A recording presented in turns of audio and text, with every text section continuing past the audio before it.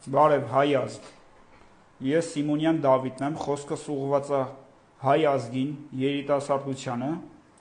ինչպես նաև ես իմ զորակցությունը եւ շնորհակալությունն եմ հայտնում Իրանի Իսլամական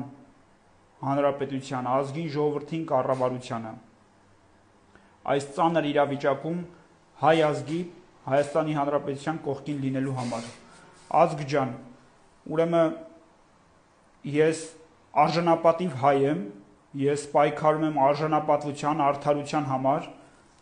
ես բոլորիդ կոչ եմ անում հետևել ինձ, ես միանշանակ ես չեմ վաճառի իմ արժանապատվությունը, իմ մարդկային արժեքները, ես պատրաստ եմ ծառայելու հայ ազգին, եւ ծառայելու, պայքարելու արդարության համար։ Շատ կարևոր է անձը, եթե մարդ անձը արժանապատիվ է, առաջնորդը արժանապատիվ է, ապա հաջողություն միանշանակ լինելու է։ Ես բոլորիդ կոչ եմ անում հետևեք ինձ եւ միանշանակ արդյունքը ապահովելու է։ Միանշանակ, քանի որ ես արժանապատիվ հայ եմ, ես չեմ վաճառում իմ արժեքները,